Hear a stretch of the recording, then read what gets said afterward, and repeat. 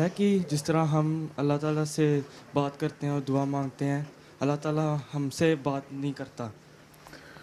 تو اللہ تعالیٰ بات نہیں کرتا، پر تو جواب دے دیتا ہے نا خاموشی سے. تم دعا مانگتے ہو، کبھی قبول ہوئی ہے تمہاری دعا؟ جی ہوئی ہے نا. وہی اللہ تعالیٰ نے جواب دے دیا. اللہ تعالیٰ بعض کی عادت یہی ہے کہ خاموشی سے کام تمہارے کر دیتا ہے، چپ کر کے. جی ٹھیک ہے. ٹھیک ہے.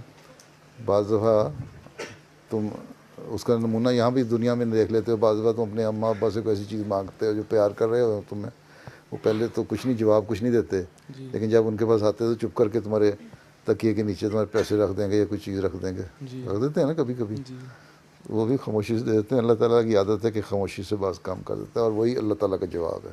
جی اور بعض دفعہ اللہ تعالیٰ خواب میں بتا کے بھی کہہ دیتا ہے کہ میں اس طرح پوری کر لوں گا. ٹھیک ہے.